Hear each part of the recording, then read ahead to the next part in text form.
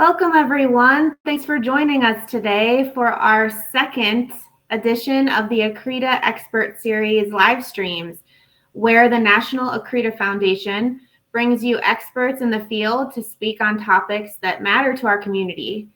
We're going to give it a few moments as folks from across the country and the globe join us for this discussion. While you're waiting for us to get started, please feel free to drop in the comments where you're joining us from. We love to see who's all here from the Accreta community.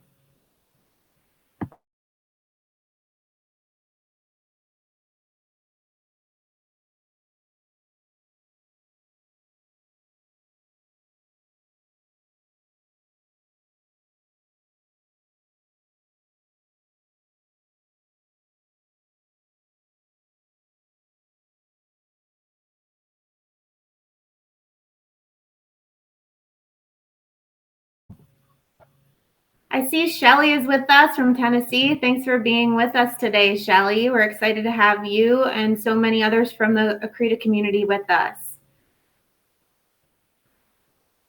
Hi, Kelly. Great to have you here from LA.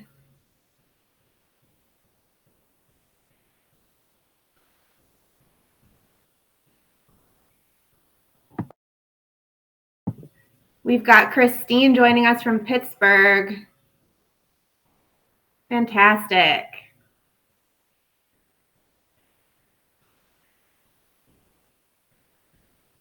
Well, as you're joining us, we just want to let you know about some exciting opportunities to be involved with the National Accreta Foundation, our mission, and the Accreta community at large.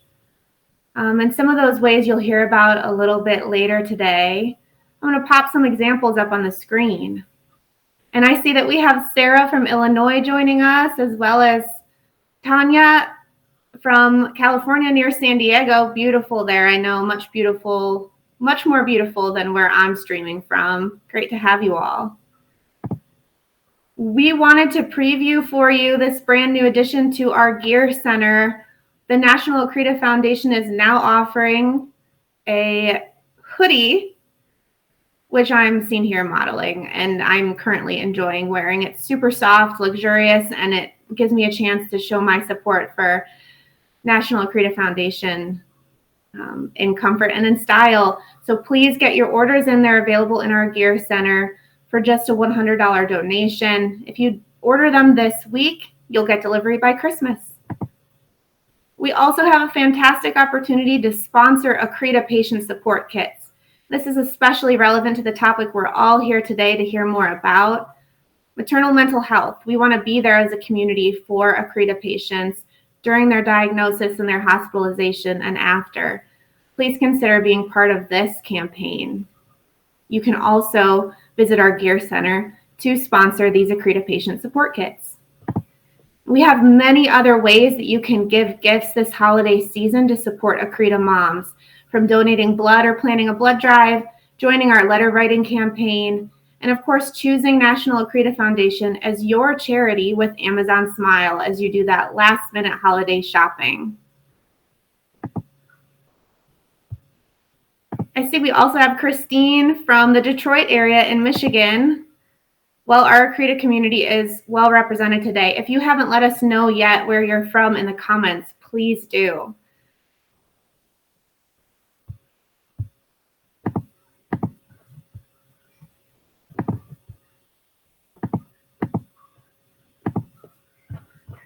I am pleased to get us started today. My name is Jory Novotny. I'm a placenta Accreta survivor from Columbus, Ohio, and social media manager for NAF. We're so thrilled that you're here. This is an event designed with you, our community, in mind, so make it your own. Comment, react, leave your questions, and connect with other Accreta patients, survivors, providers, and supporters. And I'd just like to kick us off again by encouraging our viewers to consider some of those gifts I showed you that we can give ourselves and one another this holiday season. So I'm going to go ahead and pop a link up in the live stream now. And this is a one-click one-stop shop. If you visit this center to take action, From there, you can get one of these fantastic and super soft hoodies as a last minute gift for yourself or someone that you want to show your support toward. We just made them available as a gift with a $100 donation in our Gear Center. Also available are those patient support kits I mentioned, which you can help us send to currently hospitalized Accreta patients to let them know we're all rooting for them. And remember, as we look to 2022, you can also make end-of-year donations to help us continue our mission of encouraging the prevention of Accreta. Be sure to ask your employer about matching donations too. Now I'm pleased to turn it over to Kristen. Hi, everyone. I'm Kristen Terlitzy. I'm a placenta per Accreta survivor based here in Northern California, and I'm also a co-founder of National Accreta Foundation. Thank you so much for joining us today for this very special event. And Jory, that was a fantastic roundup of ways you can take action and things you can do. And I'm so glad that you mentioned Amazon Smile, Jory. That's so timely right now with holiday shopping. So just in case folks don't know it, you can link your Amazon account to benefit National Accreta Foundation, and donations will be made based on your purchases at no cost to you. So definitely makes me feel better about those late night impulse buys, right? Knowing that it benefits National Accreta Foundation. So check out that link and you can see a quick way to make that happen for you. And I did want to mention, some of you who've been following National Accreta Foundation for a while, you may recall that we had a hospital letter writing campaign last year. And I'm thrilled to say that we are bringing that back for the holidays. We encourage you to send short notes to Accreta moms who are hospitalized. We've got instructions on that link, and it's such an amazing thing. You can mail them directly to these Accreta centers for doctors to hand out to their patients.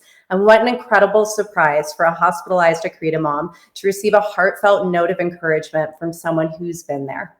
So for those of you who are looking for a way to pay it forward, fantastic program, really only takes a few minutes and a few postage stamps to make a big impact on these moms' Accreta journeys. So bringing us to the reason that we're all here today, I am so excited to bring to you the second installment of National Accreta Foundation's new Accreta Expert Interview Series.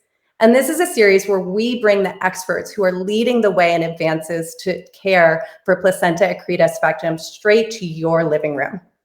And today we have here with us Dr. Daniela Carusi and Dr. Kara Brown to talk about the very important topic of placenta Accreta and maternal mental health.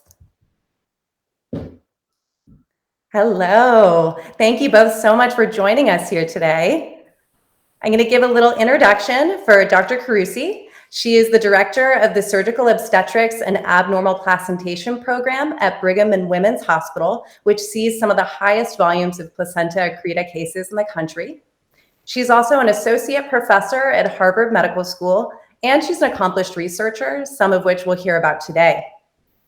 Dr. Carusi has managed Accreta patients for over 15 years, and she is a founding member on the board of the Pan American Society for the Placenta Accreta Spectrum, also known as PAS squared. And joining her today is Dr. Kara Brown. Dr. Brown is a reproductive psychiatrist at the Southeast Louisiana Veterans Healthcare System. She completed a fellowship in women's mental health at Brigham and Women's Hospital, and her clinical work is focused on helping women who experience birth trauma. So thank you both so much for being here. Thanks, Kristen. Thank you for that. So Dr. Carusi, I'd love to let our audience know a little more about your background. So we already covered that you practice at Brigham and Women's Hospital, which is a large Accreta referral center. Can you let us know about how many Accretas does your hospital see a year? I would say we consult on probably about 40 to 50 patients per year in terms of helping patients who are at risk for Accreta or have findings of Accreta in order to plan where they're going to deliver and how they deliver. And how has the amount of Accretas that you see changed over the years? That's a really great point. We've built some big databases at our hospital and have tracked our cases all the way back to 1997, so pretty far back. And I was struck because when we started looking back in the 2000s, we had years without any, which I thought something was wrong with our data. I had to go back and search again. And now, we have many, many per year. And it's hard, when you're at an academic center, it's a little hard to separate out how much of that is an escalation in cases and how much of that is very appropriate referrals. And I'm sure it's both. So it's hard to say exactly how much the incidence has increased, but I'm sure it has. And not only do we see more Accretas, but we see a much broader range of Accretas as well. Mm-hmm. And an Accreta Center of Excellence is described in the literature. Is your facility one? And can you tell us a little bit about that? Sure. So Center of Excellence is, as you mentioned, it's a concept that has been very clearly described, I think, back in 2015, in terms of what are the components of a hospital that calls itself an Accreta Specialist Center. And there is no formal branding, so there's no board that oversees this process and puts a seal on individual programs, but rather what they did was give guidance if someone wants to say we are an Accreta center, we're an Accreta program, really what those essential clinical components are. So having a very defined team that has a lot of experience in Accreta care, having importantly a multidisciplinary team, having a hospital facility, and again, getting into terminology, level 3 or level 4 centers for maternal care that can do very high level critical care for patients. So we have all of those components and therefore meet the criteria for a center of excellence. Fantastic. And especially since we're here today to discuss maternal mental health aspect of placenta Accreta, I'd love to hear, how does your facility address the complexities of an Accreta delivery from a patient experience standpoint? Sure. So that is something that became very apparent early on when taking care of Accreta patients, that just how different their pregnancy and postpartum experiences were from other patients, and how kind of deeply intense and meaningful their experiences were. And it really came from patients bringing up their needs, both before delivery and after, that feeling very isolated and feeling like they needed support and didn't know how to find that support. So over the years, we've reached out and kind of made what we call perinatal psychiatry or maternal mental health part of our multidisciplinary team. So we have a pretty big group of social workers and perinatal psychiatrists who get involved on a case-by-case basis and just make sure that patients are getting the support that they need. Fantastic. And do you think that placenta Accreta gets as much attention as it should? So I think the easy answer is no. I think you guys are amazing. And when you kind of live in this world as I do, it feels like Accreta's everywhere. And I'm happy to say I feel so much more attention than when I started out.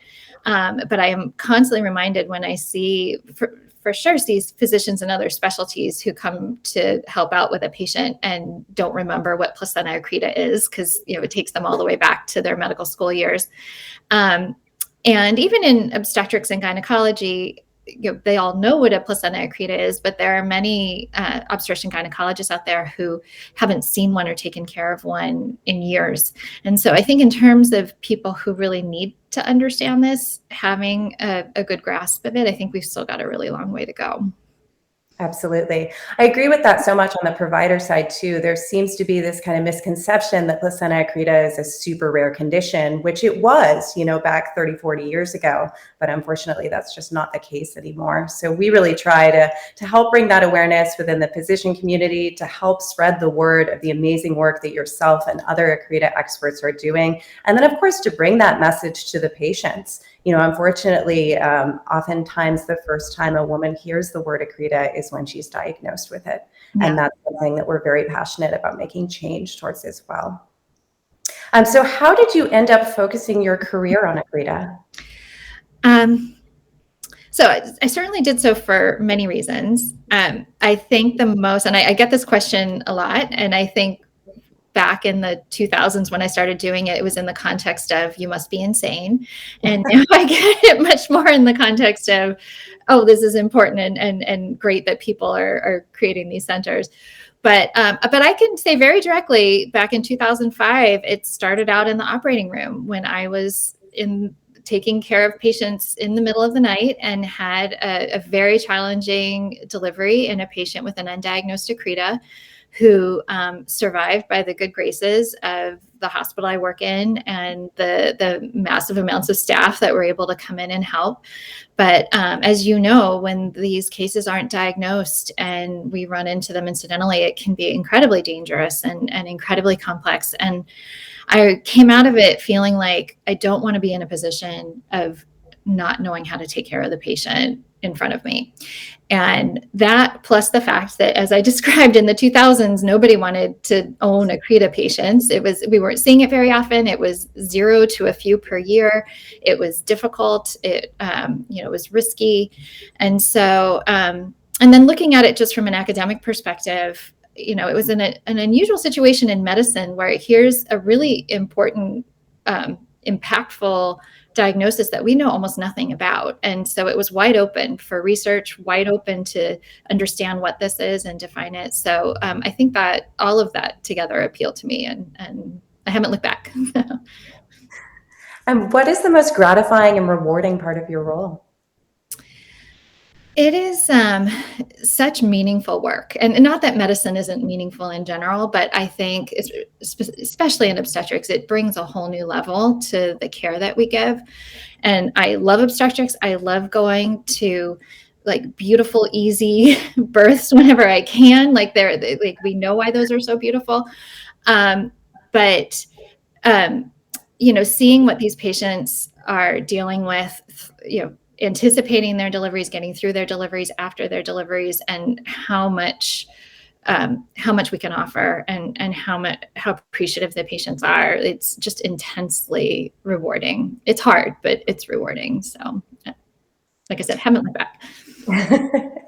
That's amazing. Accreta is such a complex condition to treat and to experience. So we are so grateful from the community to have physicians like yourself who are dedicated to supporting and serving these women. So thank you. Thank you. I'd love to hear also, what's the hardest part of your role? I think the making sure that the patients are have their needs covered at all times. And so, and I've been fortunate to build a team around myself and have, providers who are available at all times, providers who back me up. But as you know, like these deliveries can happen anytime. Patients can have complications happen at any time.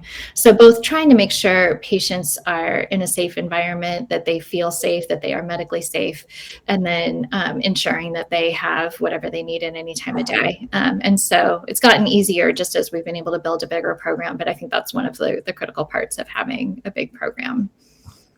You said a distinction there that I picked up on that I think is worth highlighting. You said that when patients feel safe and when they are safe.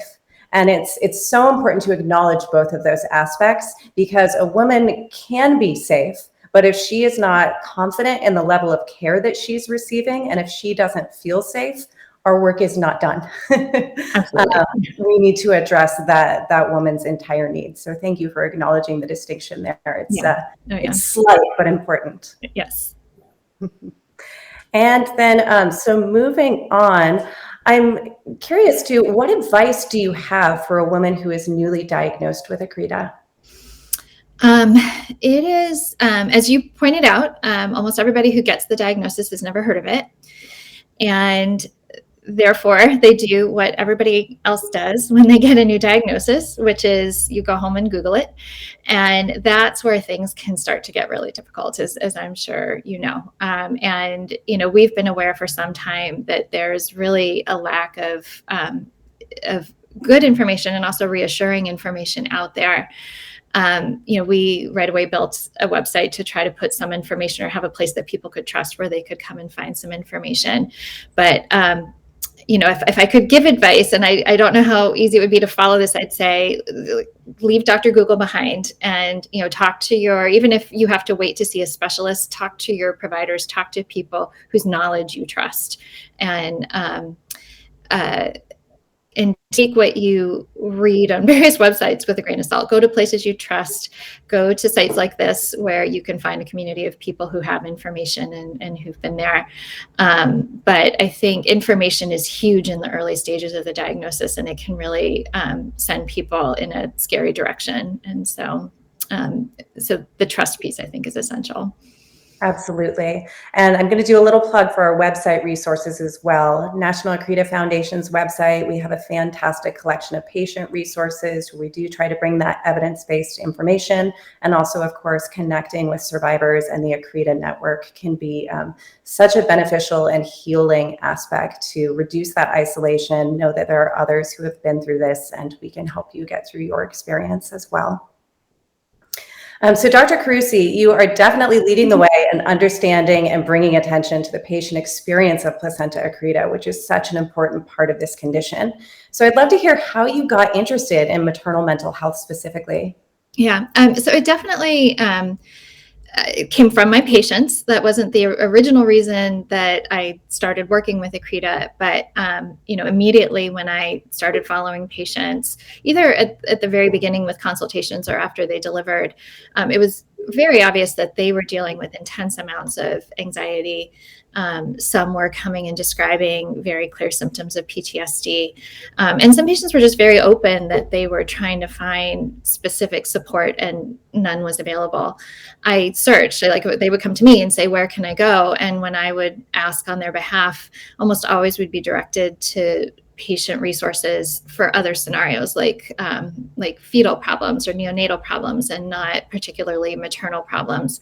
So it was very obvious that we lacked anything. And so, and I'm very lucky I work with a group of perinatal psychiatrists. It took a little time because they certainly didn't remember what Accreta was from medical school. So educating them on what this was, and then just having them meet the patients. And once our social workers and psychiatrists really got to know the patients, it took off, and they really became instrumental in terms of helping me know how to help patients through these pregnancies and plan their follow-up. And it's ongoing. We're still evolving a program. And it brings up an interesting point too. I'm curious to hear what stands out about Accreta patients and maternal mental health. Like, what is unique about the Accreta diagnosis and experience from a maternal mental health standpoint? I think we've brought up the word perinatal trauma or birth trauma, which itself is a very new term. Like I think about it all the time now, but I'll talk to some former patients and I'll say that, and I've heard them say, wait a minute, this is a thing, this is a diagnosis. I have this, and I didn't realize it actually had a name to it. But one of the things that struck us as very unique is it's not just a potentially traumatic birth experience, but it's anticipating it. So other patients who go through, and there are many, many scenarios of what a traumatic birth experience can look like. The majority of those patients don't anticipate or know that they're going to go through something like that. And nobody would wish that upon them. And so, the moms who've been diagnosed with Accreta, have their whole pregnancy altered. Their whole pregnancy experience has been altered in a way that most people around them don't understand. So that is clearly very unique. So it's not just doing follow-up, but doing this anticipatory care for patients as they're getting ready for their deliveries. And that's such an important point of the uniqueness of Accreta. And we struggle with that in the community as well. It's like this double-edged sword. If you're lucky enough to be diagnosed, that gives you access to have influence over your care that you may not have otherwise. But then the flip side to that is you're laying in wait for this terrible situation potentially to occur. Yeah. And it's such a bizarre pregnancy experience. And it's so validating to hear that this is something that there's increased awareness towards within the provider community. I'd love to ask you just kind of some fun questions as well. Sure. What job would you have if you weren't an obstetrician? So I'll say as a physician, that's a question that pops up at various times, and probably for anybody in their career. And I think, and especially now I'm getting later in my career, and I think about, well, what didn't I do? And if I could jump out, I thought about this recently, if I could jump out and train in something else, I think I'd become a veterinarian. And I know that sounds kind of crazy, but, and obviously they're linked. It's giving care. I love animals. I had an Accreta patient who was a veterinarian, and I felt a little bad because I'd want to talk to her as much about delivering animals as she wanted to talk to me about Accreta. But so yeah, I'm not going to go back to vet school, but that's probably where I would have gone. Oh, that's wonderful, though. I mean, it sounds like you really found your calling and are, in the field that you should be. That brings up a side note for me. Actually, I'd love to ask you. It doesn't often come up in relevancy, but does Accreta happen within the animal community? Such a good question. There are models. So there are researchers out there who have been able to create Accreta models in animals, often by doing some genetic modification. I am not aware of, other than us manipulating animals, that there are any other mammals out there who retain their placentas after delivery. I think it can happen. Like if an animal is sick after giving birth, that's on the list of things they're worried about. Not necessarily Accreta, but having retained placenta. But it's the same with preeclampsia. Like preeclampsia is a placenta condition. It's such a huge issue for moms, so dangerous, and yet doesn't happen in other mammals. So there's something about a human placenta that is unique and sometimes not always in a good way. That's so interesting. Every time I've seen those news articles about like gorillas getting C-sections, yes. Do we need gorilla advocacy? Yeah. That was nearby here. She had a placenta previa. See, previa happens. Yeah. Yes, previa happens. Yeah. Oh, that's funny. Yeah. What would people be surprised to learn about you? I think some, especially in the Accreta sphere, I think people are surprised to hear that I'm a gynecologist. So I work, my obstetric practice is within a maternal fetal medicine practice, and I've worked with them for the last 20 years. But I'm actually an obstetrician gynecologist. And so, to me, like, I think that's the perfect background for working with Accreta, because I really follow patients through all aspects of their experience. So I see them through infertility treatment. I do their preconception consulting. I follow them in pregnancy. And then I have followed patients. I think I'm seeing patients who are 10, 12 years out from their Accreta deliveries. And so, which has given me a great perspective on the range of experiences long-term. And again, it's not very scientific, but I can at least, like, when patients ask me about the future, I can give them anecdotes or give them examples just from having followed patients. So, yeah, and I think it also makes me very aware of the big range, because I probably see all the patients in my hospital who have these retained portions of Accreta that nobody knew about, and now they're coming back and having them treated. That's so interesting too. I think in the birth world, we can get overly focused on a specific delivery, but really it's that woman's like entire scope of reproductive life that matters. Yes. Everything interlocks there. Yes. But you're right. There's very few physicians who are involved to oversee kind of that whole scope. So that's a very interesting perspective. Yeah. It's been great for me. I enjoy it. I enjoy those relationships. Awesome. So I'd love to go ahead and bring Dr. Brown in as well. I've got some questions for her. Hi, Dr. Brown. Thank you for joining us today. Thanks for having me. This is great. So I have to say, seeing your title as a reproductive psychiatrist, it is so refreshing to just even see that in writing, know that that is a field of focus. And so I wanted to thank you for leading the way and focusing your career on such an important topic. And I'd love to hear a little bit about your journey and how you got there. Sure. Reproductive mental health is a fairly new field. I got into it kind of by luck. I went into medical school, and Daniela knows this, fully with the intentions of becoming an OBGYN. Unfortunately, I have two left hands and I'm not visual spatially oriented. And so that would not make me great at surgery.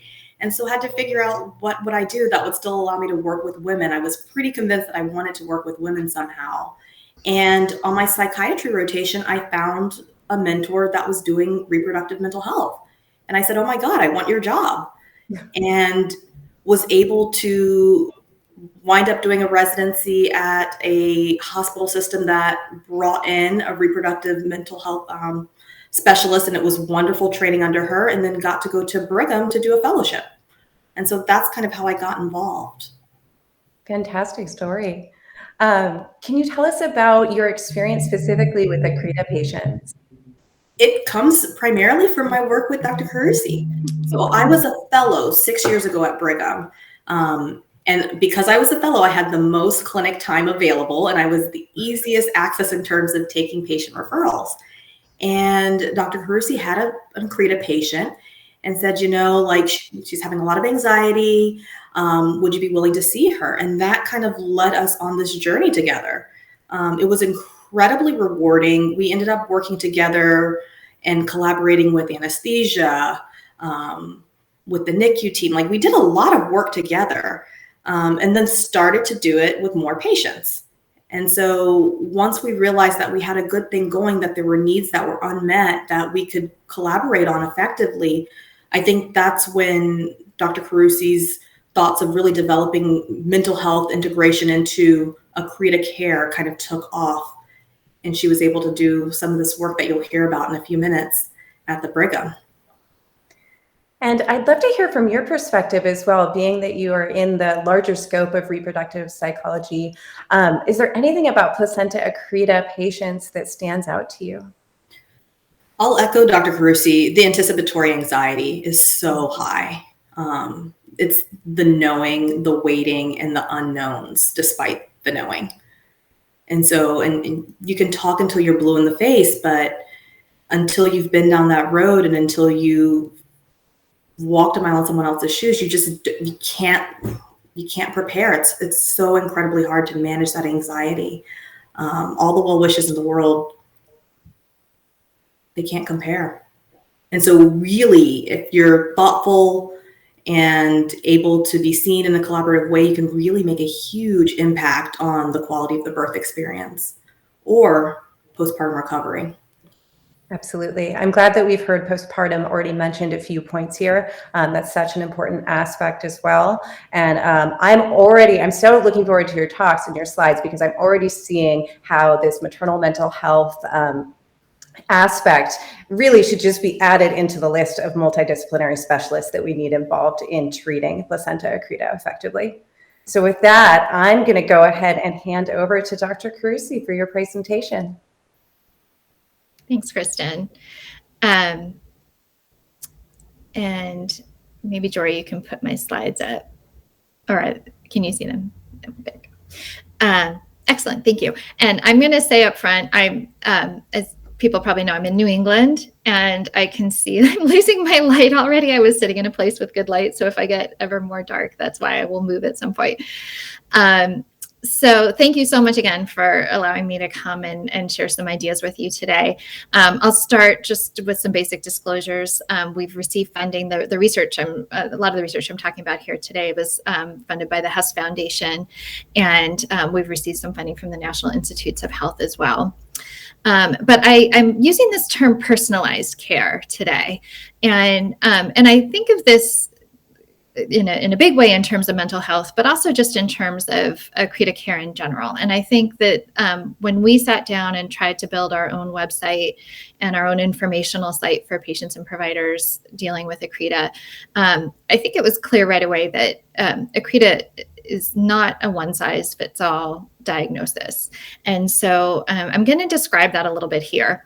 And first by describing what comes to mind, and this I'm going to speak on behalf of the obstetricians when the word Accreta gets used. And that would be somebody who's had a prior cesarean delivery and someone who has a placenta previa, or a placenta that's sitting low and over the cervix.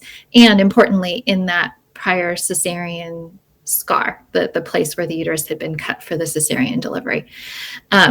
Almost all obstetricians will think of this when you say the word Accreta, and I think most people out in the community think this, and probably many participants or audience members who are here today can say, oh yes, that was me.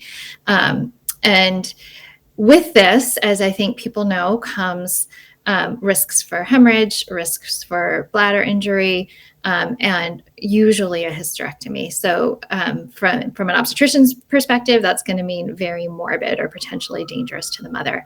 And I think in the last expert series with Dr. Einerson, he did an amazing job of describing this and describing what this means and how this is taken care of and what this means for patients. But this is what I'm going to informally, and this is not a medical textbook term, but what I've come to call a classic Accreta. Missing this diagnosis can be medically catastrophic for a patient, not to mention personally. And so there's a lot of emphasis in terms of finding these patients. And if you look at read in a book, how do you diagnose a placenta accreta? The first thing they'll say is find the patients who have a placenta previa and a prior C-section, and then start looking for an accreta. Luckily, when we look, if somebody, and again, Dr. Einerson talked about dedicated ultrasound experts, but when people go looking for Accreta, we can see it probably at least about 70 to 80% of the time on an ultrasound. And then very importantly, patients need to go to a place they can get to that has either a specialized center or a center of excellence, or at least a hospital that has staff that are familiar with Accreta care and know how to do this correctly. But then there's another side, and that's why we have a spectrum. And the terminology for placenta accreta is something that's also evolved quite a bit over the years. And the latest term, we say PAS, or placenta accreta spectrum. And I think that is just the world of caregivers acknowledging that this comes in a variety of shapes and sizes. But in this situation, there may be no prior cesarean and there may be no previa. There might be neither. And usually the bladder is not involved. So different kinds of risks for these patients.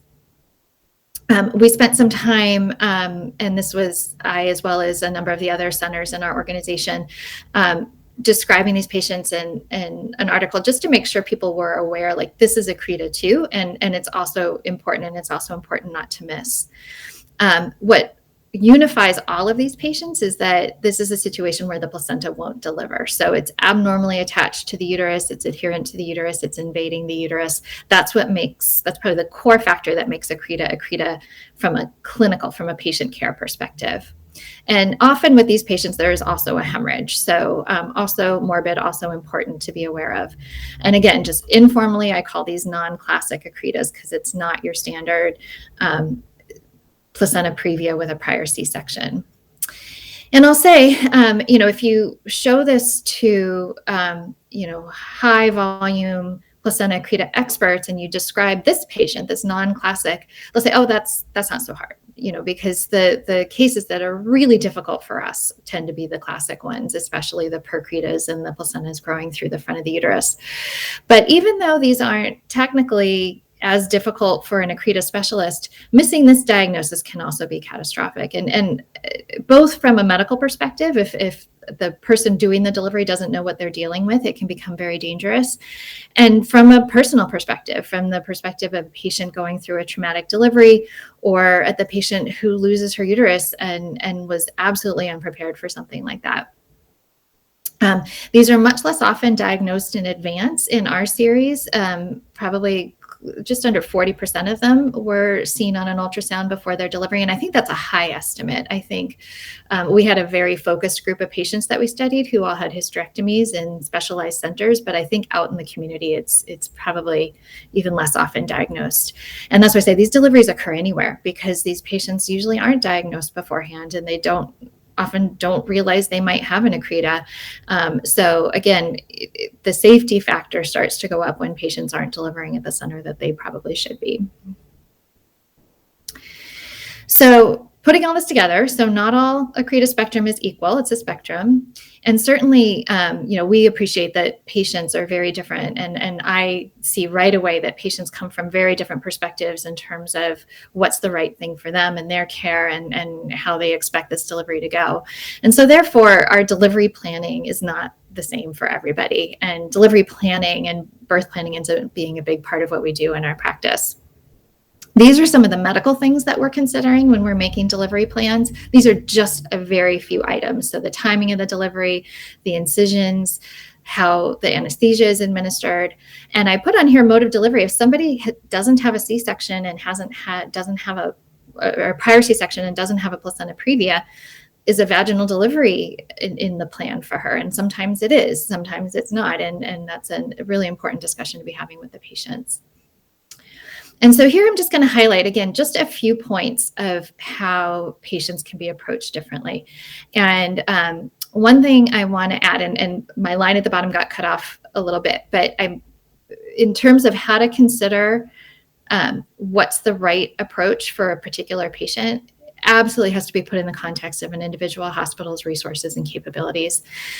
Patients may feel strongly about certain ways they'd like their surgery to go or their delivery to go, but to push a hospital outside of what they can comfortably do is going to be dangerous. So I definitely want to put that context up there. So I put up here 34-week delivery, and obviously not every placenta accreta patient has a delivery at 34 weeks. But I certainly have talked to providers at other centers who've told me as soon as they put accreta down on that diagnosis list, just by the operations of their hospital, it's likely going to be a 34-week delivery.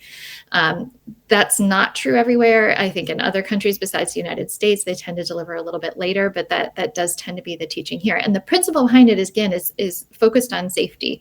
If we have that patient delivered before she goes into labor and before she starts bleeding, then have to obviously get her through her delivery safely, but then the risk will stop. So that's the principle. But then you have to consider, again, not all patients are the same, and there may be a lower risk pool of patients that can potentially go to 36 weeks, which might be better for the baby.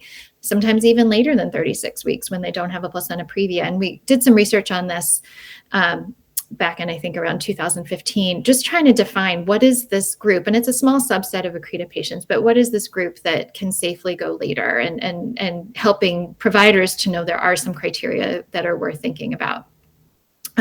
General anesthesia, I think many centers either put patients under general anesthesia when they start the surgery, or probably more often start with an epidural or a spinal anesthetic and then switch to general anesthesia later. I happen to work in a center that prioritizes not doing general anesthesia. I have a very large obstetric anesthesia service in my hospital, and they really prefer not using general anesthesia. And again, we found, went back to 1997 and found our experience and said, 80% of our patients can get through this without general. Doesn't mean it's the right thing for everyone. And I think what we have found most recently is that patients actually have very strong feelings about how aware or not aware they want to be during their procedure. So that ends up being an important part of the conversation. And then cesarean hysterectomy, again, 99% of obstetricians will appropriately say that is the treatment for a hysterectomy, and that is the right answer. But the term uterine conservation is out there. I would say it's considered experimental in the United States. There are some centers outside the United States that do this a little bit more routinely. But just even understanding if it can be used, when it can be used, there are many risks involved. And so those have to be clarified. The patient is taking on a lot of risk by doing it. But again, it's kind of a new way of thinking. It may be a future way of thinking, but something that's outside of the routine. So in terms, and we talked about this a fair amount, but in terms of taking care of these patients, I witnessed a number of things that I mentioned earlier. So patients were expressing quite a bit of distress over the decisions that were coming up during their pregnancy about their outcomes. They were requesting peer support, which there was no organized peer support around placenta accreta back when I started. And were coming to me, and I would see patients sometimes a year later, 2 years later, even up to 7 years later. I've had patients give me very frank descriptions of PTSD and being triggered. So obviously there was some important emotional health going on that we needed to address. And here I highlighted the word awareness under the heading of anxiety. And just as Kristen pointed out, awareness is a double-edged sword here. It's so important, and awareness is such a huge part of National Accreta Foundation for obvious reasons. Like, we need the diagnosis, as I just described. Having that diagnosis gets the patient into the right place. Having an obstetrician who's aware of Accreta gets to the diagnosis so that the patient can get to the right place. Patients having information is a very important part of their care, both medically and emotionally. But then that awareness itself leads to anxiety, and we had to deal with that. And then patients were coming back and expressing quite a bit of anxiety anxiety I was observing about their general health, like coming in the year after their delivery, worried they might have cancer or worried that there was some other health problem that they just couldn't stop thinking about. And then, of course, for the rare patients who got through Accreta and didn't have a hysterectomy, they were very afraid about having a future pregnancy. So this is the group that we formed. This is the group of perinatal psychiatrists and psychologists who became very interested in this once they developed an appreciation of these factors and kind of helped us build a support system for our patients locally. So now what I want to do is I want to describe some research that we've done. And appropriately, when our psychiatry group got involved, they wanted to learn more about these patients and their experiences. And the way we did this was to put together a study that we ran back in 2019. And we ran a series of focus groups with ultimately 22 of our former Accreta patients coming back and participating in these groups. And we asked many questions during the sessions, and I'm going to focus on a couple of them here. The first was, what were the impacts that the complicated pregnancy had on your mental and emotional well-being? And patients brought up a number of themes. We did this as a formal project where a few psychiatrists got together and spent hours and hours and hours kind of transcribing and coding and discussing this information and saw essentially these themes that emerged from the sessions. The first was fear, and this was definitely an important theme that came up during the pregnancy. And I think many people who've been through this don't need any explanation of that. Anxiety, as we talked about. Isolation, and the isolation was described a couple of ways, both in terms of being physically isolated, patients who are removed from their families and spending long amounts of time in a hospital, and made so much more worse during COVID when not even their family members could come and see them. And then this other concept of experiential isolation, and what that means is patients living something that their close support systems, their friends, their family, other patients don't understand. And so feeling in that way isolated in their own experience. Grief and loss, which came up after the pregnancy. This was important and it was unique. I think other areas, there's grief counseling for patients who've delivered children, and it's usually in respect to babies that had problems, but this was very different. It was a physical grieving and grieving one's fertility and grieving children that they couldn't have in the future. So again, patients felt isolated in that the structures that were there for perinatal grief weren't really addressing their type of perinatal grief. And then finally, experiencing of trauma, as I described. Importantly, patients brought up that these symptoms often occurred 6 to 12 months out from their deliveries, which is a time that most patients are no longer receiving postpartum care, no longer seeing their obstetricians. They are seeing providers, they see a pediatrician, sometimes they see their PCPs, but they're not being seen by people who would really understand these experiences. And the other thing the psychiatrist brought up was that depression was not on this list. It's not that it didn't exist, but it wasn't clear that depression was more common for these patients than for other perinatal patients. So next we asked another set of questions, and we did this because, and this was really the goal of our project, was to find out, what do we need to be doing that's going to help patients through their pregnancies? And so 2 questions were important here. What are the aspects of care during pregnancy that were helpful? And are there things that could have been added to your care that would have been helpful to your emotional well-being? So I'm going to describe the themes that came up here. The first was this idea of Accreta-informed mental health support. So patients appreciated having mental health support when they had it during their pregnancies, and even more, they appreciated having support people who understood what Accreta was. And I think a theme that came up was it was not easy for patients going through this experience to have to explain Accreta to their providers. It was much easier when their providers knew what it was in advance. Receiving emotional support from the entire multidisciplinary team. So even though they very much valued having specific mental health support, they also really emphasized the importance of getting emotional support from everybody, from their nurses, from their anesthesiologists. There were amazing comments about their anesthesiologists, especially because so many of our patients are awake, as well as describing obstetricians as a primary source of emotional support. Patients talked about being involved in their multidisciplinary planning, and again, getting to this concept of personalized care. it's a tough one. And I think for so many patients with Accreta, and especially most are classic Accretas, they don't get to make a lot of these big choices that have such an impact on them. And finding places where they do get to make choices about how their delivery is going to go, when, where, with whom, down to, they choose what music is playing in the room during their deliveries, which I find very helpful. I think they find very helpful, and it personalizes the room for them. That's important. Even understanding, walking through how we come to the decisions we do, I think can be helpful because it helps them to feel involved in that decision-making process. Receiving what's called trauma-informed care, which is a concept of having information, having emotional support, having consistency, so getting the same messages through the pregnancy rather than getting conflicting or back and forth messages. And then this concept, in terms of what could we be doing, patients emphasize that mental health support should be routine.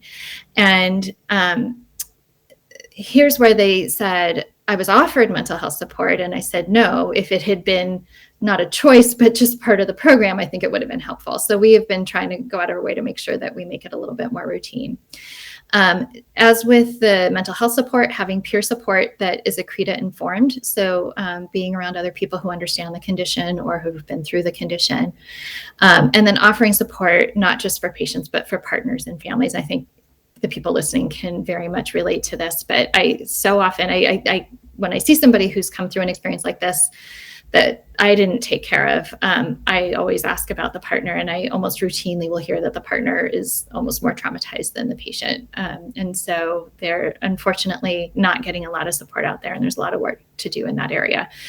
Same with children, patients needing help in terms of how to talk to their children during the pregnancies and help them to get ready for what their parents are dealing with. So a few things on what we're doing. So we've expanded our mental health screening. So, everybody was getting a depression screen at their first visit, and that's how everybody who comes to our practice for whatever reason is going to get a depression screening. We expanded that to more time points during the pregnancy, and we expanded the screening. So we do trauma screening, we do anxiety screening, as well as depression, and then are trying to routinely refer patients or Accreta patients to either a psychiatrist or a social worker, depending on what their individual needs are. And then I also use the screenings to know who I need to be making extra appointments with in the postpartum periods for ongoing follow-up. We're trying to do a better job of building trauma-informed care in our services. I think I have a huge amount of interest from nursing and from anesthesia in terms of how to do a better job with this. But we realize patients are impacted and their emotional health is impacted at all points of care, and even down to the radiology technicians who work with them. So we're working a lot on provider education. Shared decision-making. And again, there's, I think patients often feel like there's not a place for them to decide. Nobody's going to decide, I'd like to have a hysterectomy and a transfusion and a premature baby. But helping patients walk through the process of getting to the right decisions for them, or understanding why a plan of care hopefully is the right plan of care for them. And then peer and family support. So on the simplest level, we're building educational tools actually for all of our patients. Since anybody can go through a traumatic childbirth experience, we're building tools for every single postpartum patient to understand perinatal trauma and how to recognize it. And then referring patients who most need it postpartum. And then in the future, what we'd love to do is build a group of trained peer support specialists who are formally trained to work with patients going through trauma or who've been through trauma in order to have a formal peer support network out there. I have to shout out to, of course, to the National Accreta Foundation and what they have built to support patients, and also this group, Postpartum Support International. I learned about this from my psychiatrist. It's a very well-established resource that has a lot of groups and a lot of information and resources for patients who've been through all kinds of peripartum experiences, including traumatic ones. And they also have specific groups for dads and partners, and not just for the delivering person. And then I'll shout out to our organization, the Pan American Society for the Placenta Accreta Spectrum. It's very new. We are years and years behind NAF in terms of building our resources and our website, but patients and families are an important priority to us and an important part of what we're building. And so now I want to hand off to Dr. Brown and get you a very informative perinatal psychiatrist perspective. And Dr. Brown and I, as she mentioned, work together at Brigham and Women's and have shared many patients together. And she has taught me a great deal on how to be a better provider from an emotional health perspective. So you can take it over. Thank you for that. Let me make sure. My slides look good? Okay, great. All right, everyone. I'll be talking today a little bit just about some psychological complications related to placenta accreta. And I wanted to start off by just acknowledging that talking about trauma in and of itself can be quite triggering. And so I would like to encourage you to engage in non-judgmental self-compassion for any feelings that may rise to the surface. And if you need to take time away to do something kind or loving for yourself, please do so. And so again, some of this echoes the information just discussed by Dr. Terlitzy, but when we think about some of the mental health impacts of the Accreta spectrum, when we think about it during pregnancy and delivery, anxiety. Accreta is a little bit unique in that patients are made aware of likely complications well before birth. And so you have a lot of anxiety about the unknown, but anticipatory anxiety, loss of control. A lot of decisions are outside of a patient's locus of control, feeling isolated, feeling fearful, and then following delivery, if birthing experience was traumatic, having trauma symptoms, grieving not only a potential loss of fertility, but also grieving the start of an idealized motherhood for many can be really, really damaging. And then feeling that sense of isolation again. I've gone through this experience that may have been quite awful, and I don't know whom I can share that experience with. How can I connect with others? People can feel quite alone. And so much of what I'm going to talk about today is related to traumatic childbirth. And so I wanted to start first by defining it. And this is a sort of widely accepted definition. Traumatic childbirth is an event in which the mother or child is harmed or faces the threat of harm. And the individual experiences intense negative emotions, and or the birthing mother perceives that she is being stripped of her dignity. And with the idea of birth trauma, perception really is key. So a mother must perceive her birth as traumatic. And a patient and provider can have quite different perceptions. And so it is not uncommon that an OBGYN or a midwife will say, oh, the delivery went well. But for the patient, absolutely not. It was traumatic. And therefore, what the patient perceives the birth experience to be is the valid response. If the mom perceives her birth to be traumatic, it is traumatic. We know that there are several contributors to the perception of birth being traumatic. And it has been well established that lack of information or empathy from medical providers is high up there and leading to perception of birth being traumatic. That also includes not being consulted about medical procedures or interventions. Having poor pain control, having physically difficult procedures also is going to increase that perception of birth being traumatic. And then we also know that the mismatch between expectations of the delivery and the actuality of birth is going to contribute to birth being traumatic. I've listed over the next couple slides some common symptoms that women can experience following a traumatic birth. Firstly, a lot of anxiety can still be present, and a lot of times it's surrounding fears of not being able to adequately care for the infant in case of a medical emergency. There can be flashbacks and nightmares of the delivery. There can be involuntary thoughts. Sometimes people will refer to these as mind movies of how ill or near death they or their baby were. You can sometimes see numbing or difficulty attaching to the newborn, an increased desire to make sense of and understand the delivery, having some irritability or having angry outbursts, having difficulties with sleep. A lot of times sleep can also be tied with waking up to check to make sure baby's still breathing, making sure that you can reassure yourself that baby's okay as well. Some avoidance symptoms that can happen, sometimes not wanting to be near the infant after delivery, declining to see the infant if they're in the nursery or the NICU, delaying naming the infant, not wanting to go home from the hospital, finding it difficult to talk about pregnancy or delivery, not wanting to be exposed to pregnancy or birth-related topics through books or TV or online, difficulty with nursing or breastfeeding, avoiding sexual intimacy, missing postpartum appointments, and sometimes even making difficulty making well baby visits. And I want to change a little bit and talk primarily about how the research looking at birth trauma, the psychological impacts, is fairly recent. And so really, prior to the 90s, you would find single case reports describing a woman's experience birthing, but not much that people could really look at and sort of get a clear sense of. In the late 90s, early 2000s, research started to really capture narrative experiences, looking at birth trauma and looking for causes. What is causing these experiences to happen? And then in the 2000s, really research sort of shifted more to focusing on how common is birth trauma. We know now that about 1 in 4 women consider their birth experiences to be traumatic. And then looking at postpartum PTSD as a potential disorder. And again, still continuing to explore causes. And if you recall that definition of birth trauma that I gave a couple slides ago, that was 2004, so still fairly recent. Only in the past decade or so has research really started to look at potential interventions. And we're developing rating scales to aid in diagnosing birth trauma and postpartum PTSD and figuring out how we can really best help women who have had difficult deliveries. What does this mean?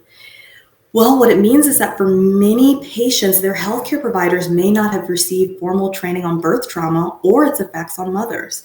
Many OBs or midwives or doulas will have seen birth trauma, but they can recognize it, but they may not necessarily be able to effectively communicate that diagnosis to patients or to families, or to even recommend a treatment.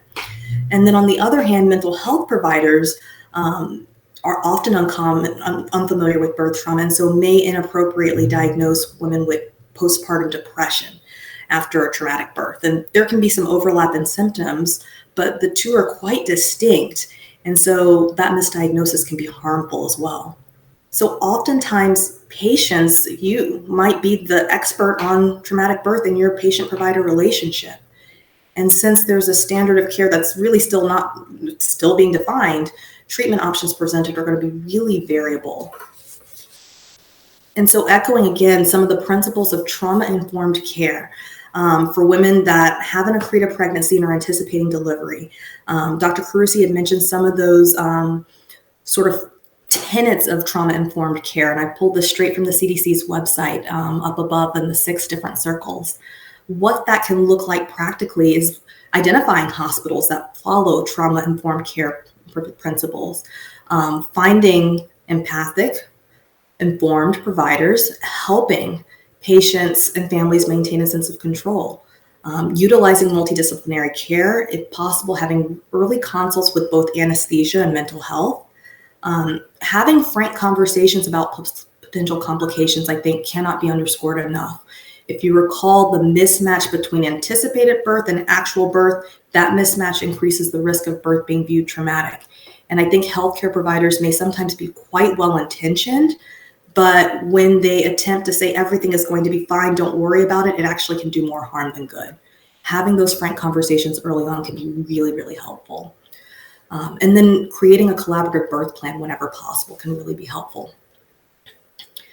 No one size is going to fit all, but in general, if you're able to identify and determine pain control options up front, touring labor and delivery facilities ahead of time, identifying your support team, both inside and outside of the hospital.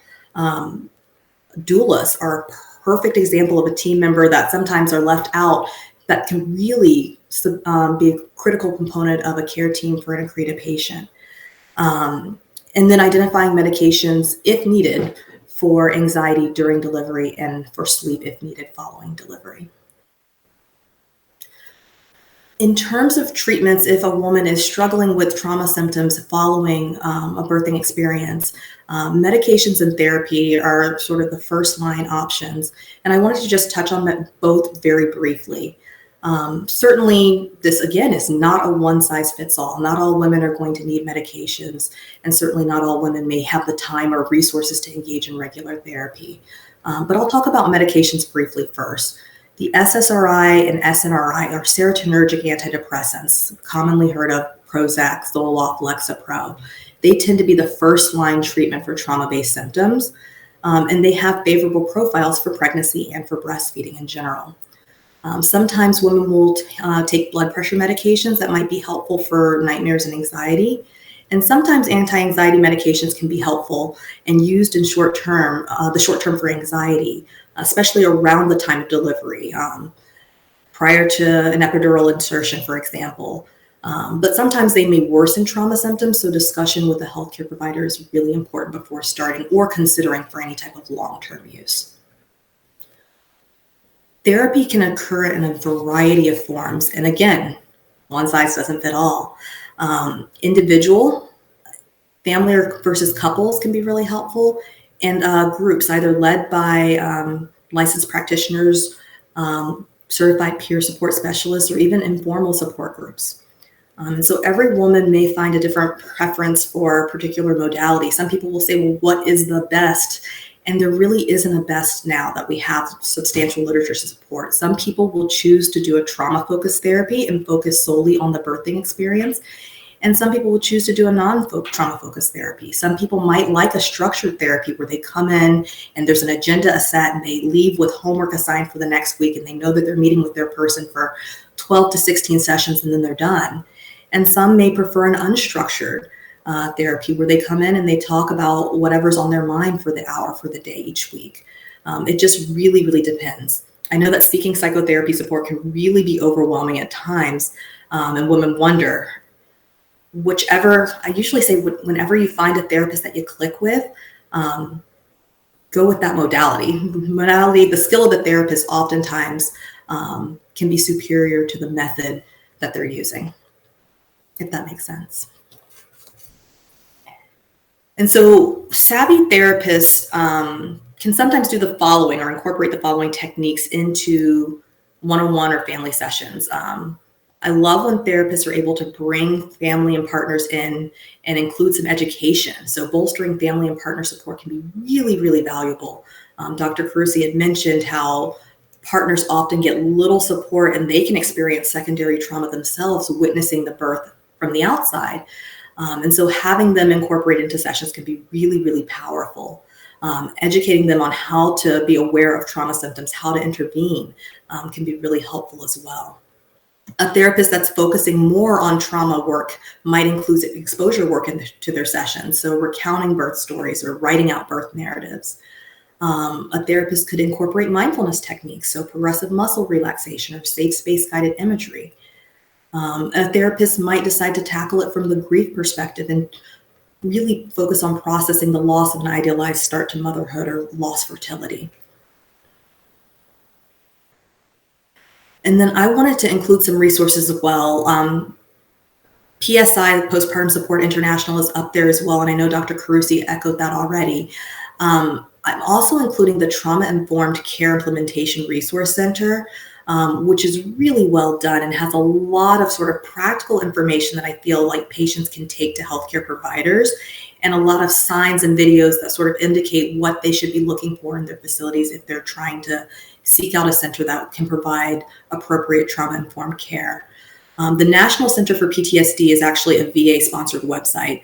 VA does a lot of trauma resource, and so I like this website in particular because they have some not only very user-friendly handouts and patient materials, but they also have a treatment decision tool, which will go over different forms of therapies, different forms of medications, and kind of allows the patient to customize, well, I think I would like this based off of a set questions. PTSD through VA also has a set of mobile apps that can be really, really helpful and are free to veterans and non-veterans alike. In particular, the Mindfulness Coach app has a lot of great mindfulness tools, similar to Calm, but for free. And what I like about those apps, again, you can sort of set, I want to practice mindfulness for 1 minute. I want to sit and do a full body scan for 15 minutes. It gives you a lot of flexibility in adapting. They also have a PTSD coach app, which similarly has some mindfulness information included, but also works specifically on incorporating skills into when you're encountering triggers or struggling with insomnia. It's a very symptom-based app. And I'll end there.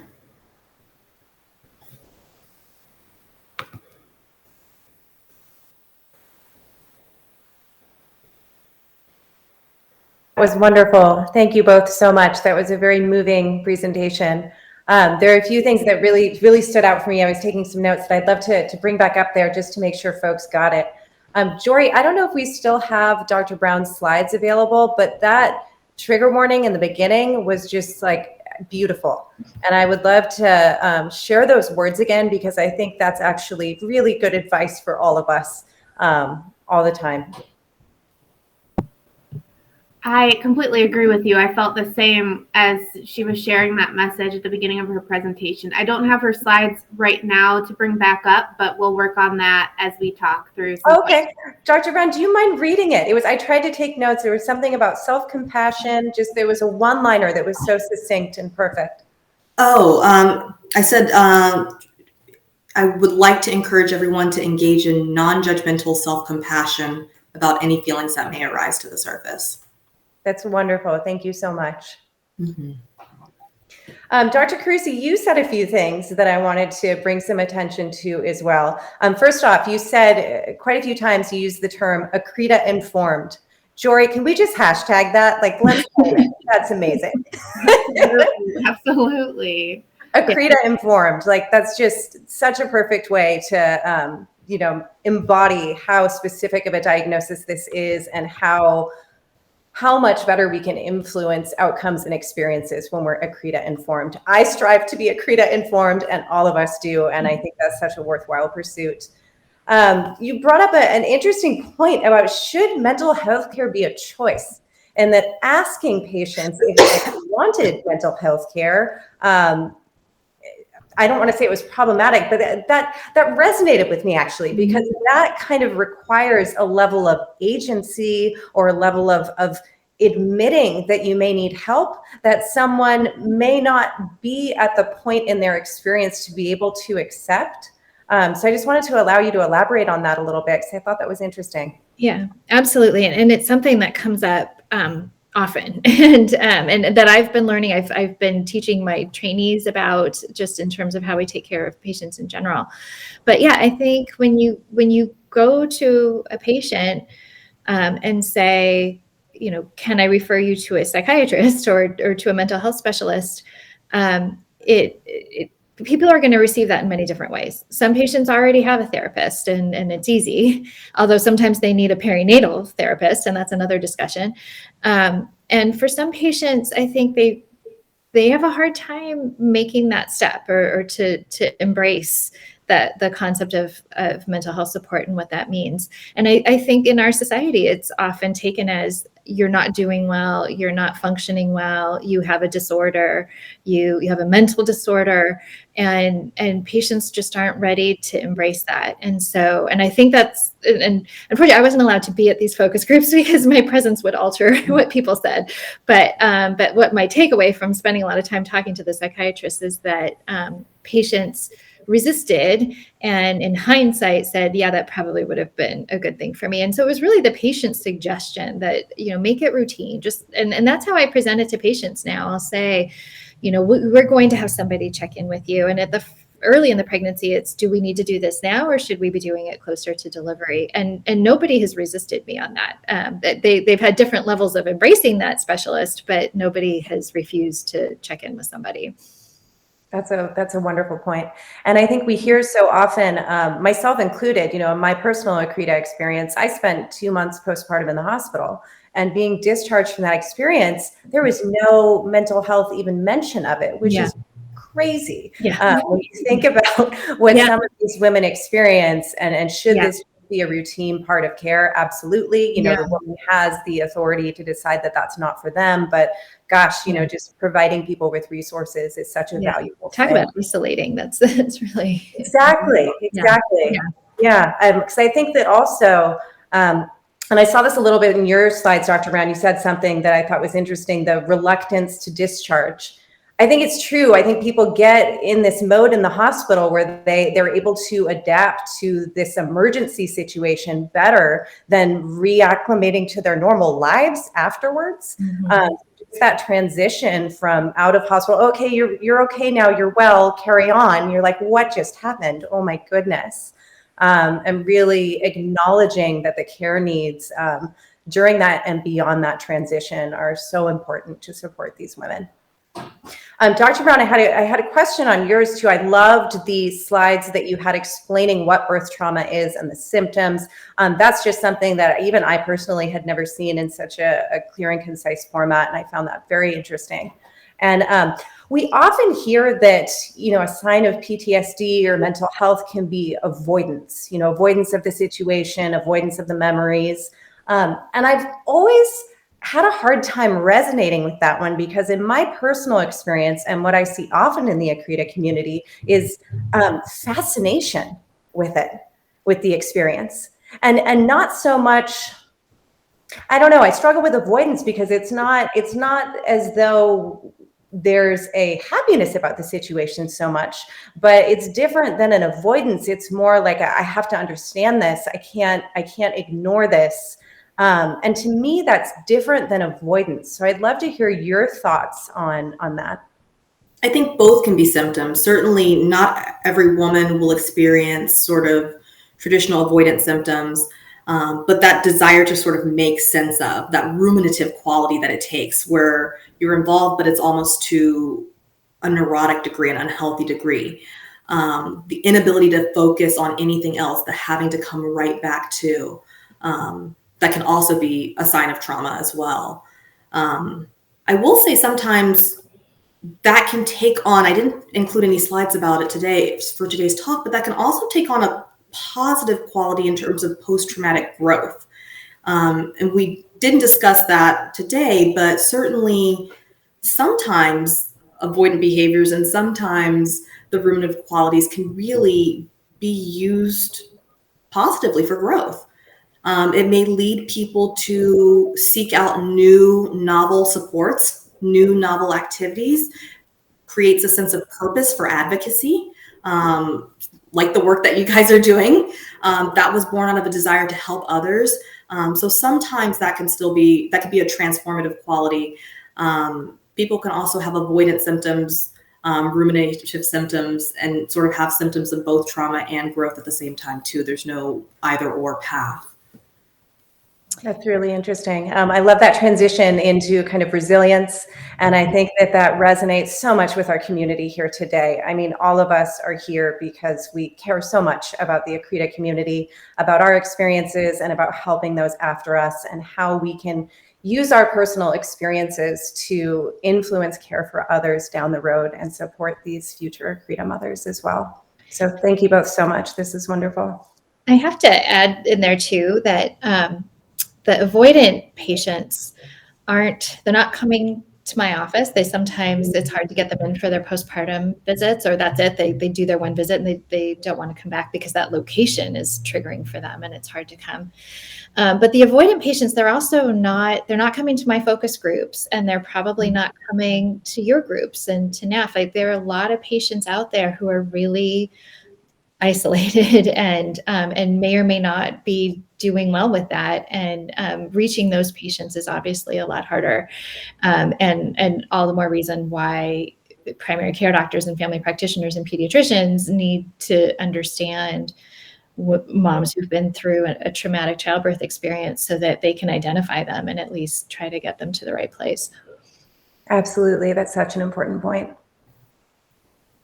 So Jory, were there any reactions that you wanted to share? Should we go into some more questions? I've seen a couple that have just come through, and one in particular I wanted to call out that Sarah shared. Well, first, I wanted to make a note, just some of the comments in the community and myself as well. Stacy mentioned, for example, that she was fortunate enough to have fantastic care when she survived Accreta in 2019. And she just wanted to express her thanks for healthcare providers who work in this field. She recognizes it's extremely taxing as it is for patients and survivors. So just another kudos to all of you and your colleagues for sure on that. And then Sarah jumped in here asking for recommendations you might have on responses for family and friends who don't understand. She terms it this way, which I found helpful: a succinct package statement that is loving, true, and protected.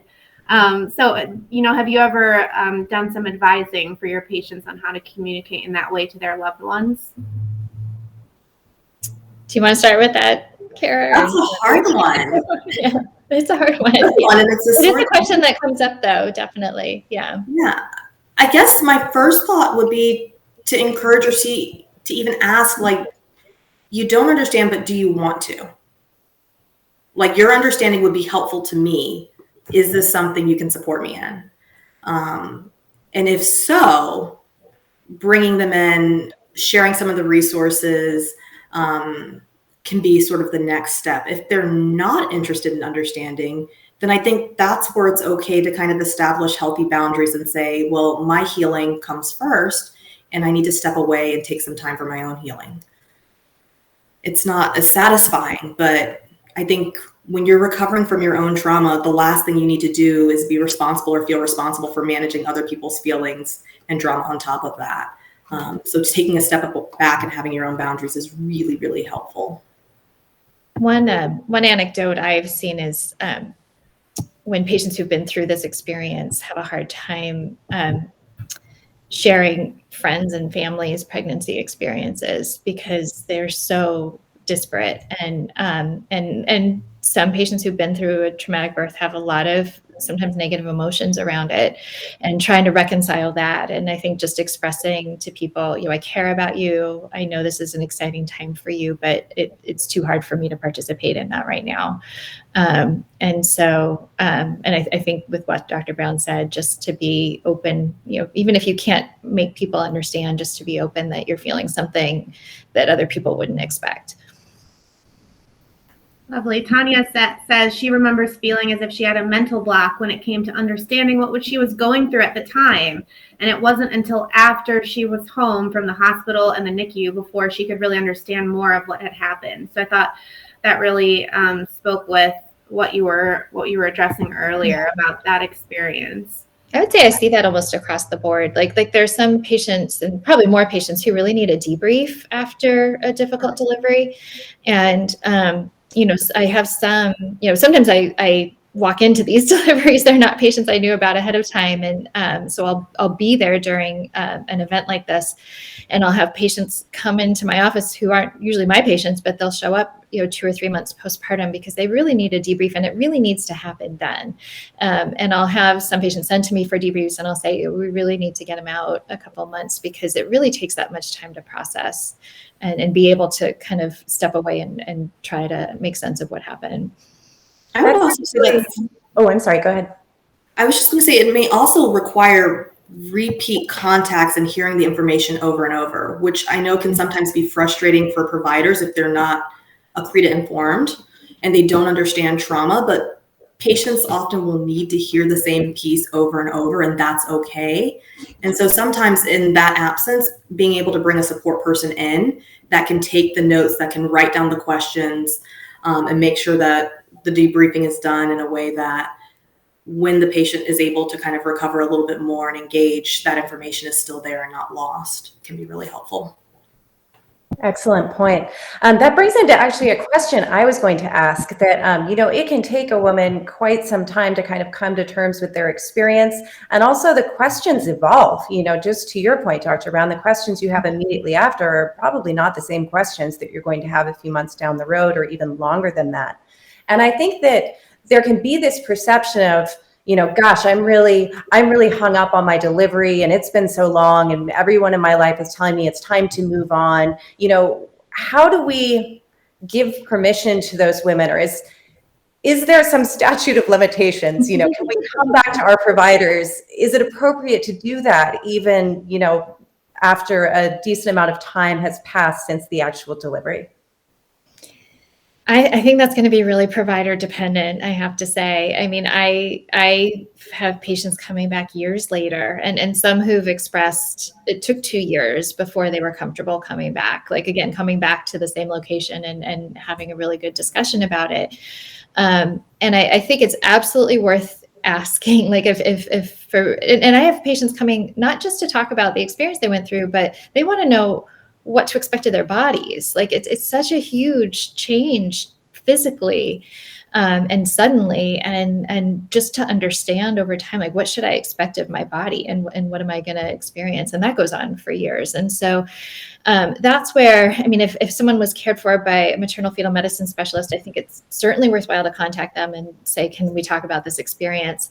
For physical questions, hopefully, and it could be that maternal fetal medicine specialist works with some gynecologists who take care of these patients, but also just to have very open and detailed discussions with your general OBGYN about what happened. Like, share your operative reports with them, and let them see both, like, the extent of what you went through and also physically what you went through, so that they can kind of help guide you from there. We could probably do a better job. I'm sure I could do a better job of communicating those things to general OBGYNs, just to make sure patients are getting the continuity they need.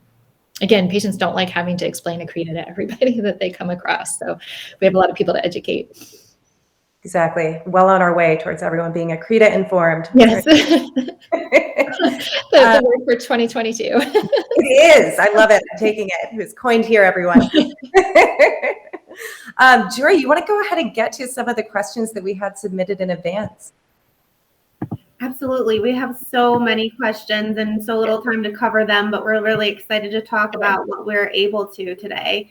We had several questions come in from former Accreta patients that maybe were fortunate enough to have more mild cases, and ask some questions all kind of related to how risky is it for them to attempt another pregnancy. And I think that's a question with duality, because obviously they're worried about their physical health and ability to carry that child safely, but also, of course, they're experiencing a lot of anxiety, like you've been speaking about. If you wouldn't mind addressing that question. Yeah, absolutely. So I see many of those patients, because, as I'm sure you all know, patients who've come through an Accreta experience and gotten away without a hysterectomy often don't know what to do, and their providers often don't know what to tell them. They had a general OBGYN delivering them and doesn't know how to advise them. So I would say that is a good reason to go seek a center of excellence, even if you are not pregnant and you haven't had a hysterectomy, just to request a consult. We do consultations all the time for preconception. And again, it's just hearing that person's individual story, understanding their fertility situation.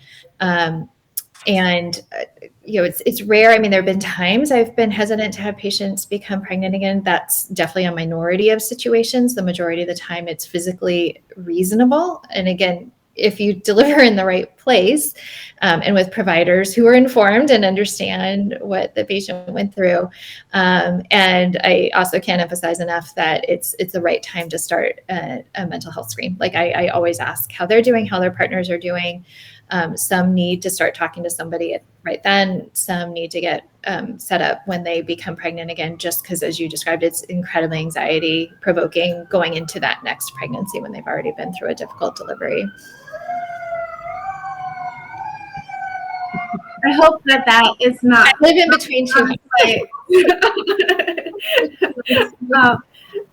Yeah, fantastic. We had a couple of questions. One was from Michelle. She was a first-time mom with undiagnosed placenta Accreta with none of the normal risk factors, no uterine surgeries, previous C-sections, etc.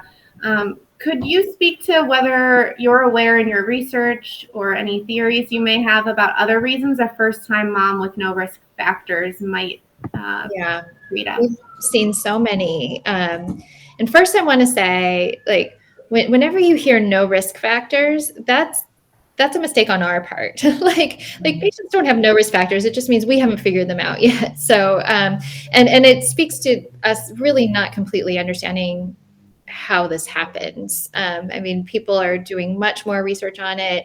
We've come a long way between 1997 and now, but even when it's a previa and a C-section scar and it's a classic Accreta, we don't exactly know why that happens in some people and not in others.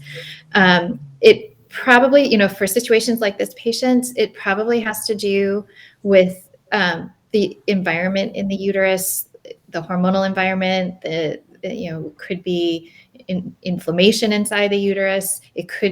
There could be a genetic component. We haven't figured that out at all. People are working on this now. So I know it's distressing because it almost sounds dismissive to say like, oh, you don't count because you don't have any risk factors. Like there's something real there. We need to understand it. We need to understand these patients.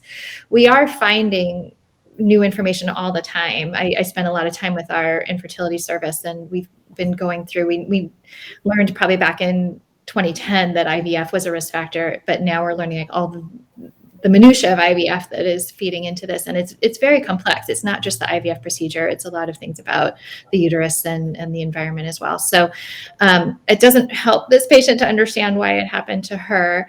But I will say it's not a guarantee it's going to happen again. And we do have a fair amount of data on patients who've come through without a hysterectomy, and the recurrence rate is not 100%. It's more like 25 to 30%. And the patients who come to me for a consult have heard 100% because that's usually what their last obstetrician thought. But it's important to start from that place. Thank you for that. So for those women that are among the majority of us who do have to have a hysterectomy due to the Accreta experience, can you speak to how those women can navigate receiving healthcare and guidance after their hysterectomy? Many women, this question comes from Lindsay.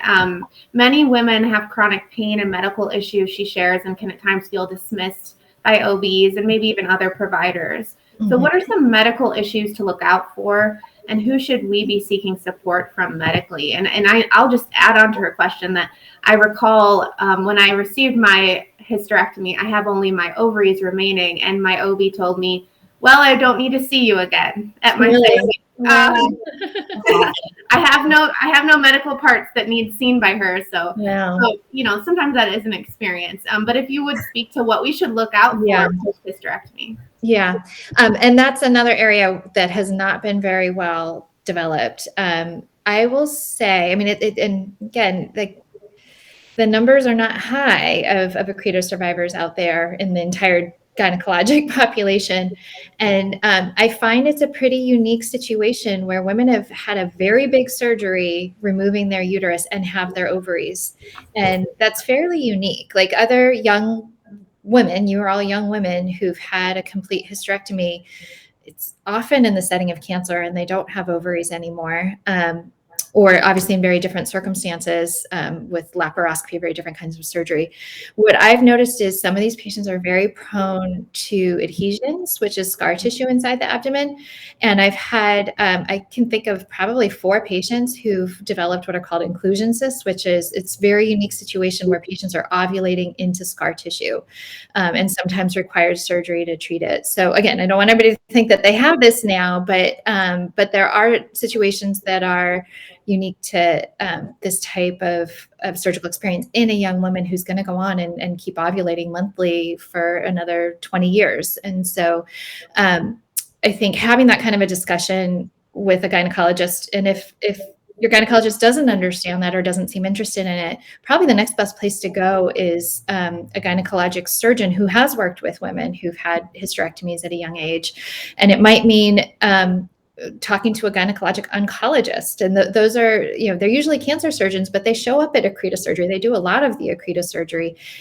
They also are very well informed on taking care of patients who've had hysterectomies, and that might be the right place to go. And if an oncologist did your surgery, maybe ask to see that oncologist and talk about what's happening and what do these symptoms mean. It might be very helpful.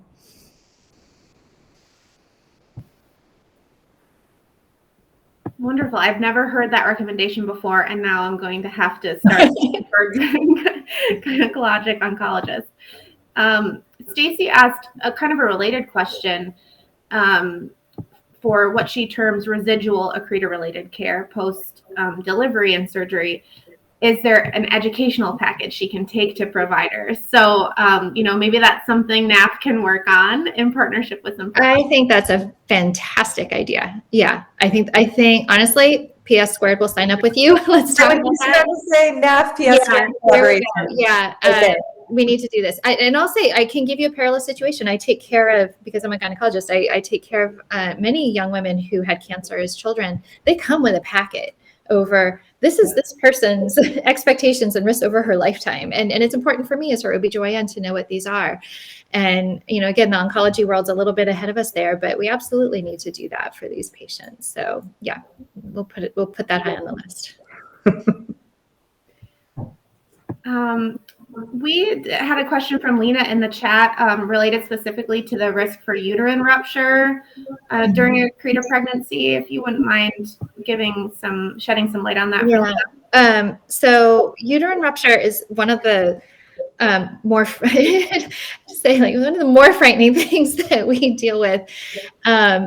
It is what it sounds like. It is a uterus that ruptures while a patient is pregnant. So it comes open it can happen with a baby and a placenta inside. It's one of these things we want to be a never event. It's as dangerous as it sounds. But because placentas with Accreta could be a Accreta and growing through a scar, that scar may not have any integrity. It may not be holding together.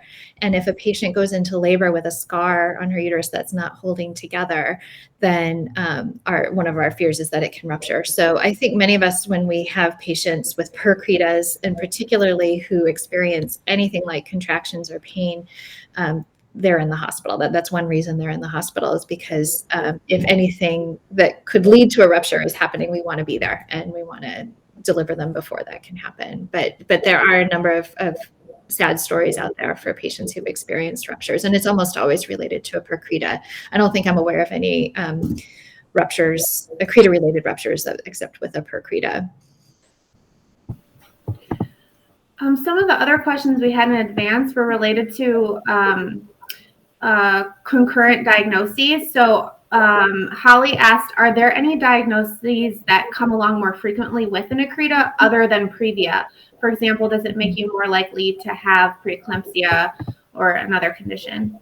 Yeah, that was a great question. It's interesting because I think when I first started looking at this, again, maybe 10 years ago, our theory was that Accreta and preeclampsia were actually opposites of each other. Because when you look at the placentas, they act like opposites. Like preeclampsia placentas have poor blood flow and become detached during pregnancy, which is its own set of dangers. Whereas Accreta placentas have a huge amount of blood flow and they will not detach. They're abnormally attached. So we actually ran numbers with our own databases to see, are these antagonistic, like are Accretas somehow protected from preeclampsia? And that does not seem to be the case. I think they are just too complex and overlap in different ways. But certainly there's no reason to think Accreta patients have a higher risk for preeclampsia. And actually the fact that they deliver early protects them from preeclampsia, because preeclampsia risk goes up with gestational age.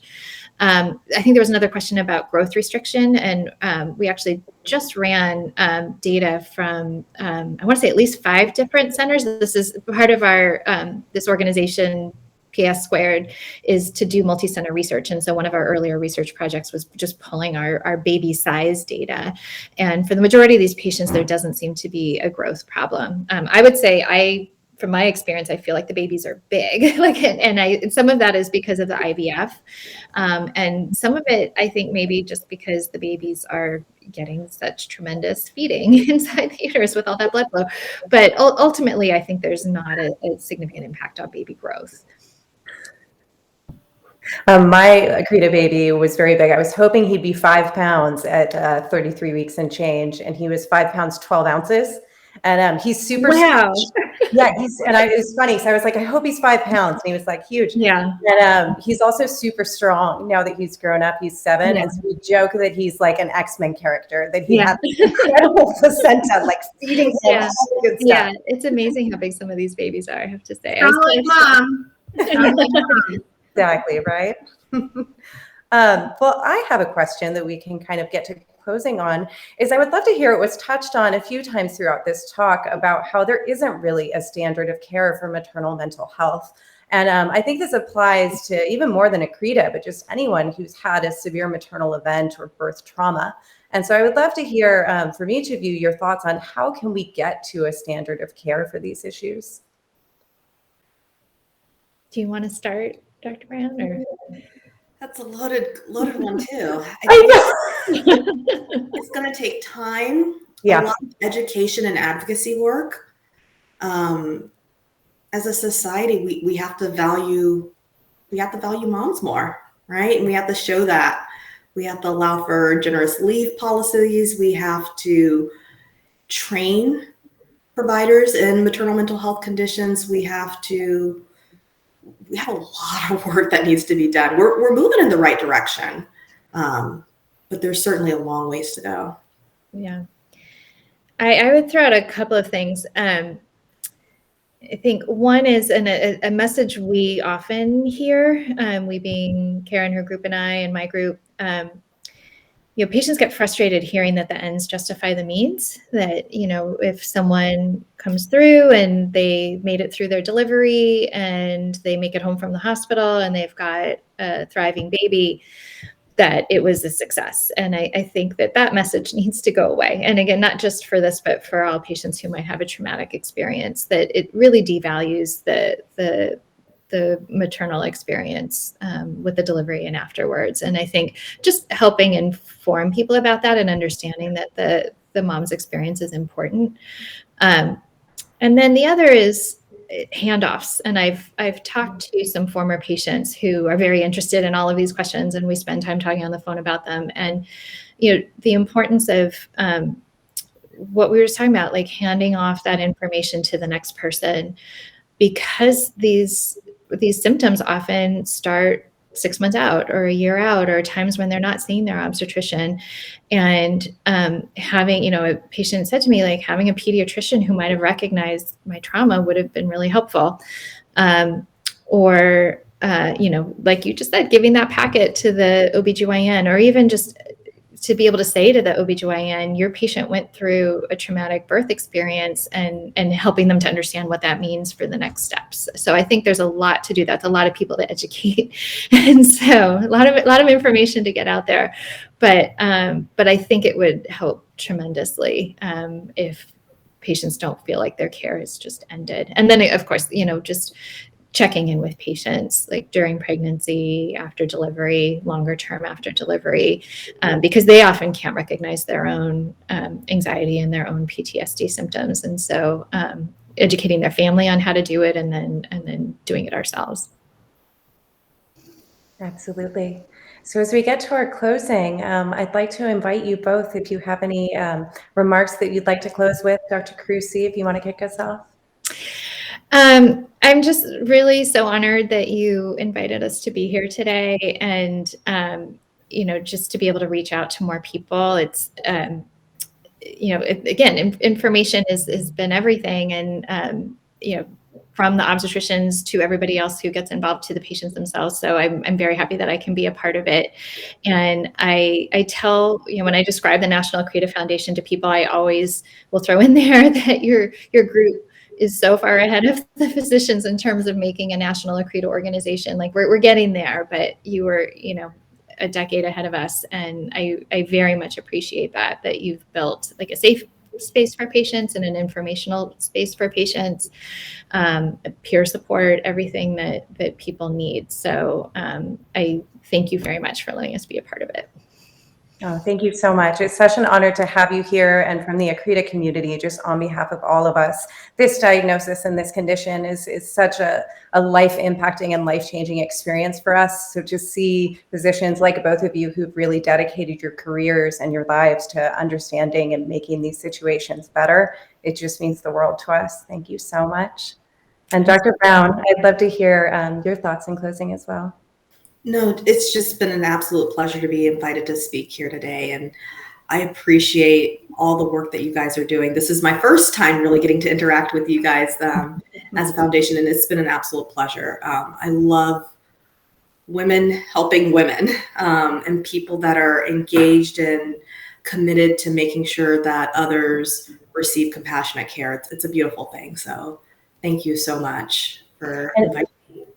Oh, I was going to say too, yeah, I found your slides so validating, just all of the information on that, to see the things that I think anecdotally many of us in the community know and are familiar with, but to see that as an official source and to know that people are talking about this and studying this just really makes me so optimistic for the future as well. Thank you. We do have someone in the comments asking if you can be their provider, for their mental health provider. So you've gained a patient. That's awesome. Exactly. You might get some referrals out of this. Anyway, I say Dr. Brown has a private practice.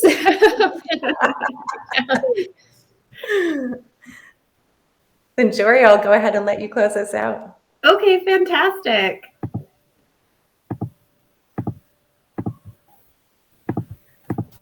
So everyone, we just want to thank you again for being with us here today. In addition to getting your NAF hoodie orders in this week for delivery by Christmas, paying it forward by sending patient support kits through our Gear Center, writing letters of support for hospitalized Accreta patients, and making your end-of-year donations to support the entirely volunteer-run National Accreta Foundation and our mission, we want to remind you all that there is currently a national shortage of blood donations.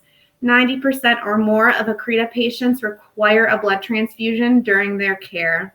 January is National Blood Donor Month, and we're pleased to announce that our next installment of the Accreta Expert Series will take place in January and feature a presentation and question and answer session with an obstetric anesthesiologist who will speak about the critical importance of blood products in Accreta patient care. So be sure to sign up for our mailing list if you're not on it already to receive our newsletter with reminders about events like this, new opportunities to connect, the latest developments in Accreta research and care, and much more. We can't wait to see you at our next live stream.